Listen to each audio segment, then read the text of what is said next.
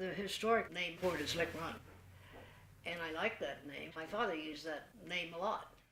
Well, I'll start out saying that South Fairmount was never an upper class neighborhood. It was always a working class neighborhood. And basically, it still is a working class neighborhood. Unfortunately, the working class is a lot poorer than they used to be. Well, that's the kind of neighborhood ours was. It was working class. In my opinion, that is not bad. They're colorful. I love those kind of people. They are so honest and direct. Very sincere about what they say. They're not so busy being mannerly. They're just telling you as they see it. So those are the real genuine people. I think what you call them is salt of the earth. That's what you call that kind of people. South Fairmount has always been just working class, just people doing their stuff day to day. But then when Lunkenheimer shut down, that was a big, big blow to this neighborhood. And then I would say followed by Queen City Dinettes and by the Adler Sock Company. Okay, there was no jobs here to speak of, so people started to leave, and you had the renters coming in that were not owners. Properties went downhill, and it was just kind of, you saw this neighborhood steadily going down, down, down, and more traffic going through all the time, but nobody stopping to spend.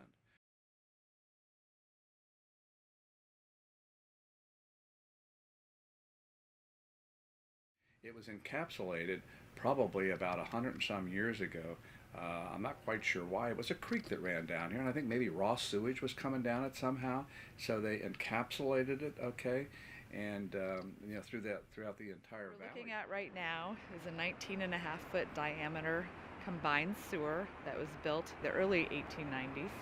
It goes back about almost a mile at this diameter size, and then gets a little bit smaller to 14 feet. When we added the Mill Creek treatment plant, they put in a sewer, an interceptor sewer that is parallel to this, so it picks up this flow, and that's where that water is going right now, into that little grate.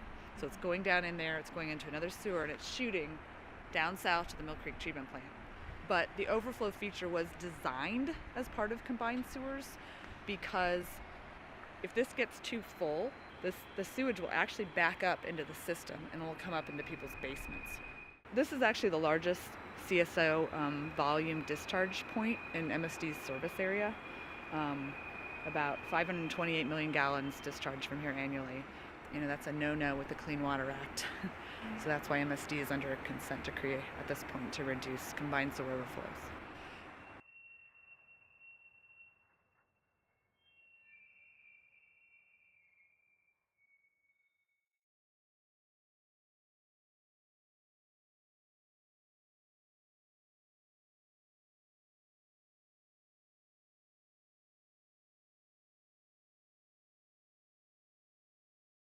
Actually, the urban waterway will come above ground.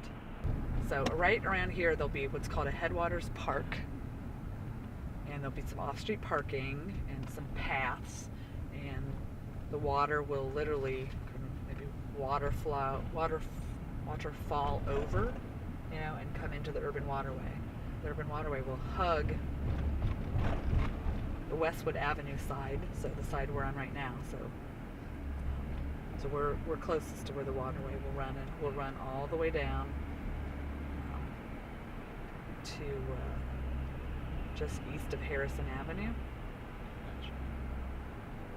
So this is one of these potentially eligible historic structures. Mm-hmm. This is another one. Mm-hmm. This is an American Foursquare house, just like Joanne's. This is the Queen Anne right here. Yeah, it's all getting ripped down. They come through talking about it, talking they're gonna make a waterway. They're paying everybody to move up out of here.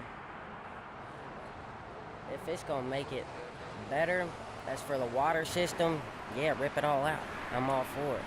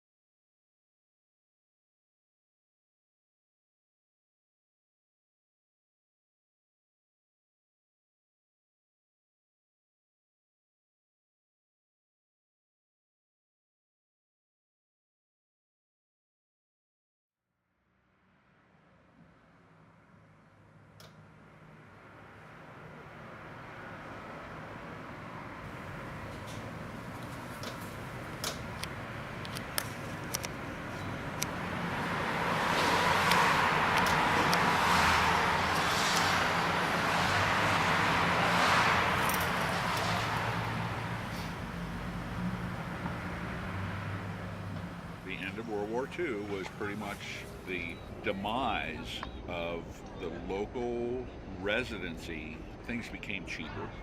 More people could afford cars. More people could afford homes. They didn't want to have to live in an apartment. And they wanted a yard, and they wanted the American dream. Where were you going to get a yard and a home and a garage to be able to put your new car in? It wasn't down in the city. It was out in the suburbs.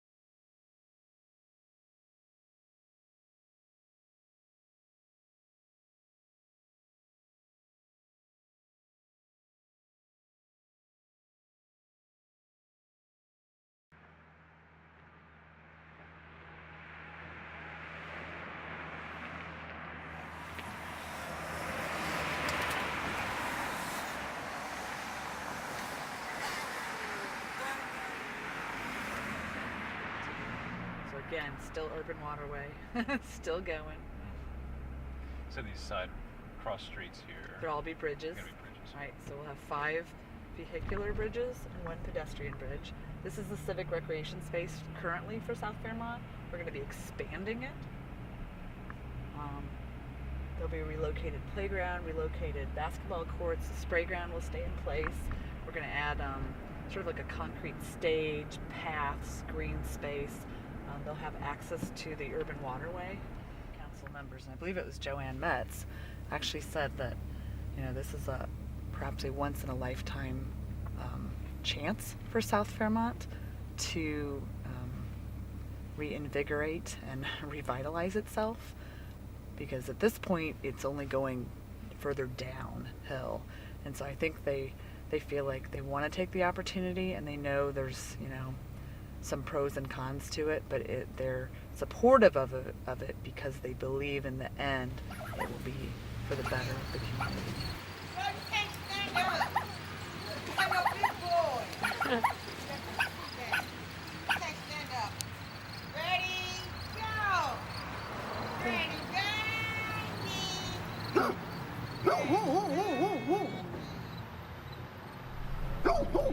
There's a lot of kids.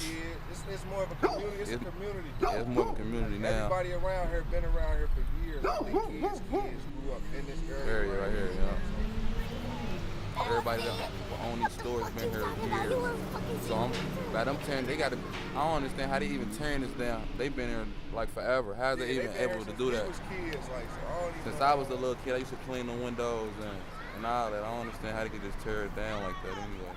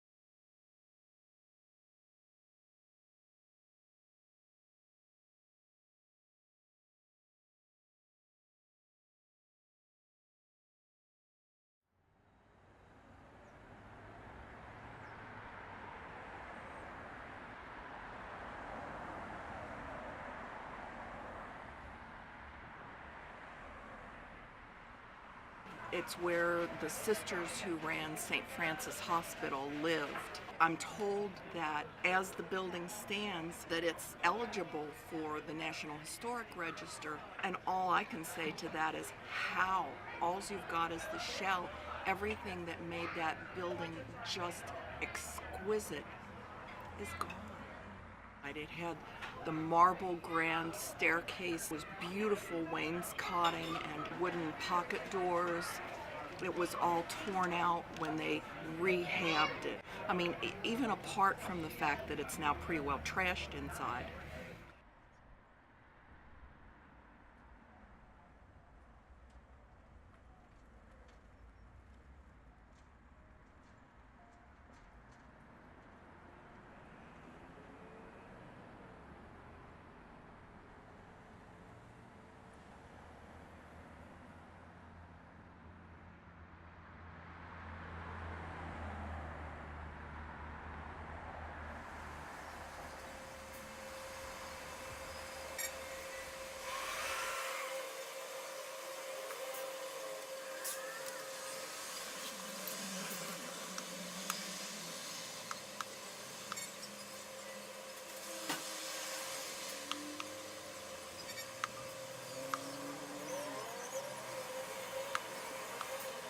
That's the part that I worry about the most, because with it being so many different abandoned houses and apartments, things like that, that's what I meant about more things can happen with the abandoned houses being around. So it'll be pretty cool to see them gone, or at least, you know, somebody living in them, you know.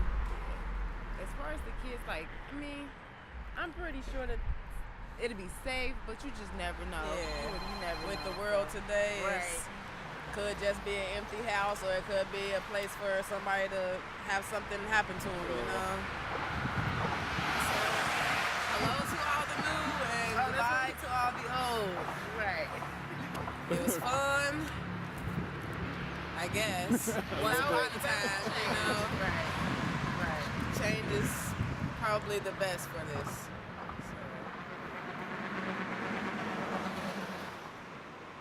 From where you guys were, probably another block at least. Yeah, it's going to be gone. But this one, and there's a couple more down the way that are pretty nice. But it's going to be a shame to see them go. You know, it was built as housing for working class, but there were rookwood fireplaces. All of the original woodwork, you know, all of that beautiful wide dark oak. There's plaster work above the bay window at the front of the house that's sculpted. The couple that lived 3 doors down, the gentleman was born in that house. You know, it was his family's house. I'm the 3rd owner of this house in 110 years. Wow. I don't want to lose it. We have 12 different projects that make up the Lifeline project, so we're going to give you updates on each of them. MSD's right now is very focused on a very large consent decree. And so they need to reduce by billions of gallons. So this is it's basically we're putting in a stormwater sewer network across the entire watershed to collect stormwater and funnel it, you know. So it's kind of like fingers, you know what I mean? Sewer, storm sewer, either underground or above ground stormwater conveyance coming all the way down and joining up in the Liquorn Valley. So the water comes down and it'll pool in this area right here. And so again, it functions just like, you know, the other things we were talking about, where it's meant to slow the water and then it pools. We have a new division at MSD that we had to create. And now we have what we call these green infrastructure assets. So it's called Watershed Operations Group. And they are responsible for operating and maintaining green infrastructure installations like this. Well, the combined sewer still stays in place because that's the way we transport sanitary sewage. It's not a complete separation. This is called a partial separation. Are you a resident? No. Property owner though. It's a little different for me because it is what it is. I mean, if they came in and, you know, they needed to do what they have to do, it's theirs. Unlike some of these people that have been in this house for 25, 30 years. We were expecting to get a lot more pushback on the demolition of buildings, but I think there was actually quite a few folks in the community meetings who've actually seen that as one of the positives of the project. There's still plenty of people who see the historic aspect as one of the biggest losses that this project does create, but yeah, it's weighing the pros and cons of all the options we had on the table. There's not much they can do with this consent decree. It's the biggest public expenditure that the city has ever had, and it's ordered by a judge. But I honestly don't think South Fairmount's going to be anything like we know it or knew it in the past. I think it's gone forever. It's just that it's part of its geography. You know, we're kind of at the bottom of a valley here, and everybody's up on the hills, and these hills aren't real friendly. There's not a lot of jobs in this area anymore.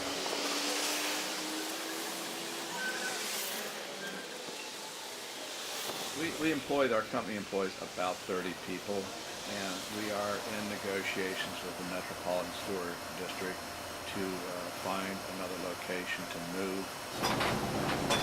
My dad had a saying, bloom where you're planted. And we've been in Cincinnati and Hamilton County since our early days. So we very much like to stay in Hamilton County and in Cincinnati. Wherever we move, I'm going to take the elevator gates with me, and we're going to put them up on the walls of wherever we are. I'm going to take some beams out of here. Are you done? Well, we don't depend upon street traffic at all. We make bakery packaging here, and we manufacture it and shipped or delivered to our customers here in Cincinnati. If you're unemployed or you're lost your job, hey, you want to feel good because you're feeling pretty low, okay? So you're going to eat a donut. You're going to eat a piece of cake. So it's kind of a comfort food. They'll tell you if things aren't going well in your life, people will eat. How much time have you had? That's a good question.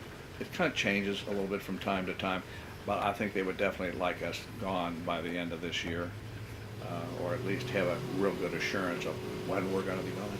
I would like to have that too. I'd like to sleep at night. Are you trying to take a picture of the tree? I feel like I'm giving a sermon on the mount. We're about to ascend into heaven.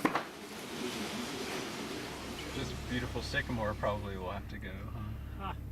You know, that belongs to the guy who lives there, and it is a moon tree. Might as well talk about the moon tree because it is on our mitigation plan. What about the moon tree? You guys know about that? No. All right, why is it called a moon tree? The seeds for it were flown around the moon on the Apollo 14 mission in 1971. This is all documented on the NASA website. My tree, the one that's behind Paper Products Company, is a second generation moon tree. The thing, blossomed, obviously. So the unfortunate part is that it's right in the middle of the urban waterway. I'd like to have the moon tree saved. To move it, okay, is going to cost about $100,000. I've asked them if they would route the stream around the tree. They've known about that tree for about 4 years, and they tell me it's too costly. The other effort that we're doing simultaneously, or even if it can be saved, they would like to propagate up and down this parkland back here, the urban waterway, maybe close to 200 or 300 of these trees if they could. Matter of fact, I'm meeting someone down here tomorrow on Pi Day, 3.1415, to take cuttings of the tree. He will be the second nursery. He knows about the tree. He's very interested in the tree. This tree represents the greatest adventure ever undertaken by mankind. And what is that? We left our planet and went to another world.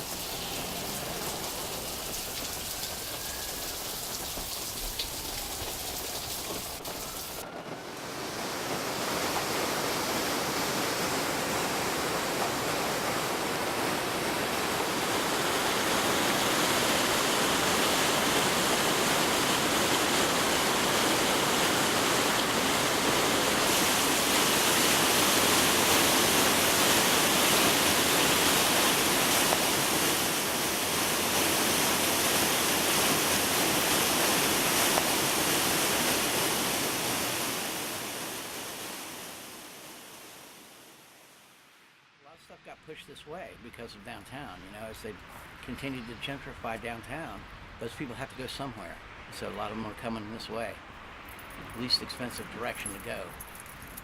Up here, there's just a lot of abandoned buildings that people can't even live in. You know, there's people squatting in that one over there. They knocked the back panel off so they can come and go out of it. But I know there's 2-3 guys living there, you know, just squatting. So, and they're harmless. They're not the element that I'm worried about. You know, junkies don't bother me as much as the crack.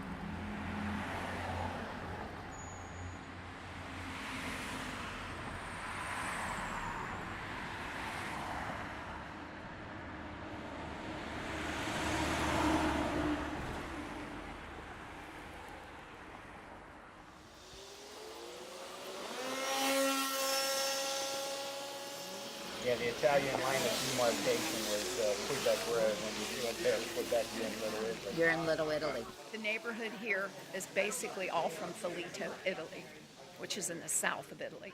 And they all seem to congregate around this neighborhood.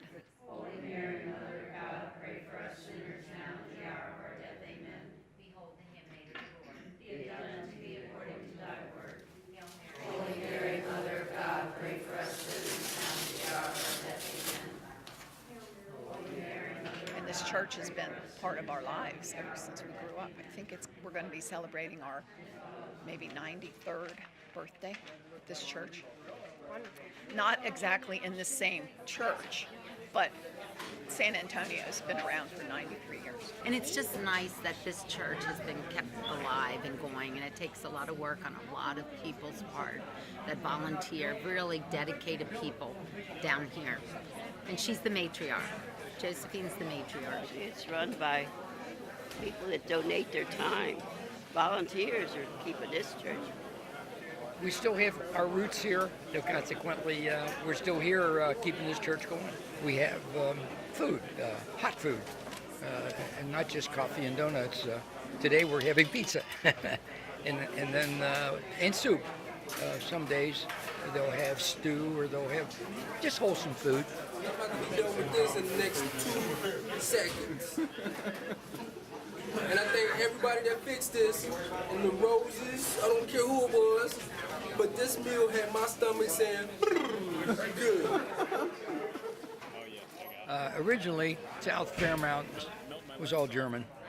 And when the first Italian immigrants, my grandparents came over here, I don't remember, there were maybe a half a dozen families that were here. And they all were from the same part of Italy. We were self-contained. None of our mothers drove back then. So we walked everywhere. You didn't have to worry about nothing then. No. Nobody locked their doors at night, did they? No doors locked. Everybody seemed to work in the neighborhood. We had our own banks, our own Krogers. We had everything. Nobody knew anybody that was rich. We were all the same. Got so many stories down here, so much history. And I'm the 4th generation. I'm just not willing to let it go.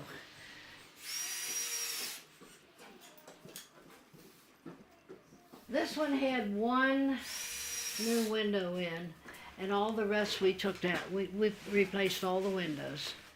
I just got some decorative tile out. Have you ever been there, Mies Tile? You'll love it. You'll love it. Oh, yeah. This is the one that'll go in the bathroom upstairs. They have flowers, a whole thing full of flowers. The removal part of it generally is the inside, whatever. The outside walls you can cover up with this gypsum board. Mm-hmm. And then you don't have all the irregularities of somebody patching it or something like renovated housing, which is what I do. I don't build the buildings. So, oh, they're leaving. We better get out of here.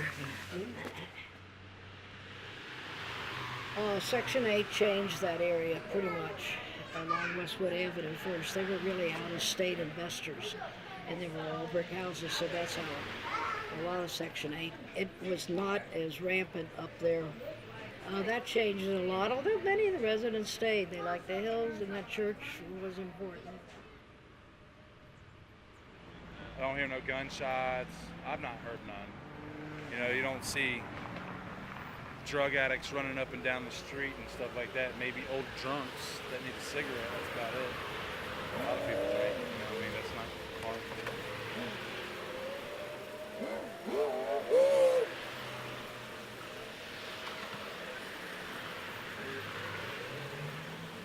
Many have contacted us, and is there anything available down there anymore?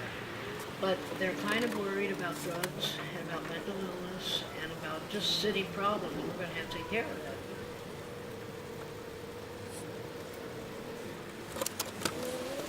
Besides the guy getting shot, you know, the day before that happened, somebody came bouncers in and unloaded a whole magazine. And, you know, when you're dealing that blatantly, it's only a matter of time before somebody, you know, some thug shows up and just wants to take it. Yelling, I'm shot, I'm shot. And he tried to go out in front to stop a car. And you can see the caution tape where they taped off the whole block. Whether or not he lived or died, I do not know. But I know he took one to the head, to the arm, to the leg.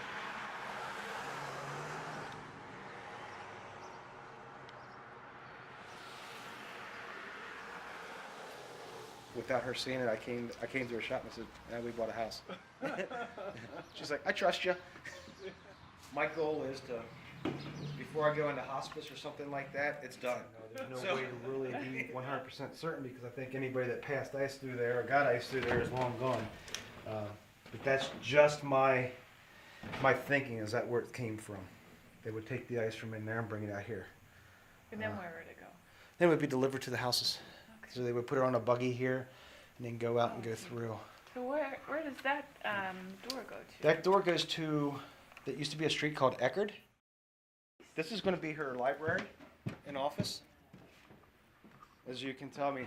So we're going to, frame it off. We got storage over back yonder, and we got this. But I mean, if you look, you can see down into the kitchen. Right here is going to be our island. The with island. Cooktop here. Yeah, the island there with that cooktop is going to go right here. We're going to have this guy right here, and another one just like it, back to back in here for an island. And then over on that side is going to be the eating area. So the dining room is actually going to be over there. And that was under the floor. That was under the floor, yeah. Let's see if there's any. It's on the inside of it there. Skippy, Gasoline Alley, Trapped, and Jane Arden. I mean, you can have any color you want as long as it's red. The windows are square. The opening is actually rounded too. They're arched. The openings are arched. We got another fireplace here. This is our bedroom. That fireplace. There's a fireplace there. You can see where they just covered it up and they bricked them in. You know, I looked up French floors and stuff, and that's what I based that on. And we bought the floor for 99 cents a square foot. My ex-husband's wife and I figured what a better way to do it than full bore right into it. It's like, hey, why not? We'll make it happen. And how do they feel about you all doing this? They've prided us. They've actually they said it's a welcome addition to have someone young being able to trying to take on such a huge task. They were even more happy when they found out that we weren't going to be renting it, and we were actually going to be living here, and it wasn't going to become any part of a rental. And the sad thing is, we're both from Kentucky. So we both came from there, and we both love this area. I mean, it has a bad reputation. Hopefully we can remove that. And particularly Westwood Avenue is just a raceway. You could almost pick the moment of the demise of small businesses in that central south. So many people died on that corner right there of car wreck. I've seen a lot down here though, like. And then the guy that owned that store on the corner right there, it looked like it ain't nothing. That building right there next to that one, that green one right there, that's a store. That was actually a store like 10 years ago, 5 years ago. That was a store called Dean's Deli. That was a store. Of course, it would benefit from a grocery store. It's a food desert for sure. Are you going to open a grocery store when 2,000 people live there? Maybe not. We've got to find ways to attract people to bring back that density, and part of doing that's increasing some of these quality of life things.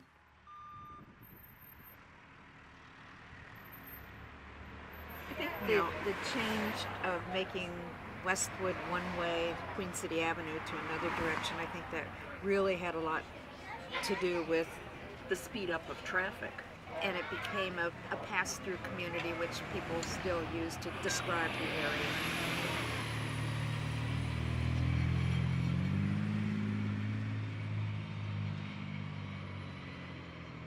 If we're going to get people to live here again, we've got to make it conducive to people thinking of this as a place they would walk and frequent. And right now, because of that almost highway atmosphere, basically detracts people thinking it would be good for a business.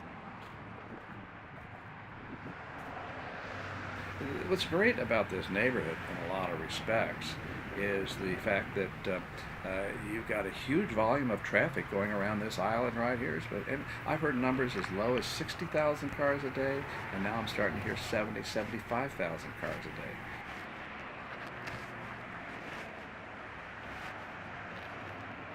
On this main strip here, if you get a house on this strip right here, it'd be kind of hard just because you can't get in and out of traffic until the lights hit red or whatever.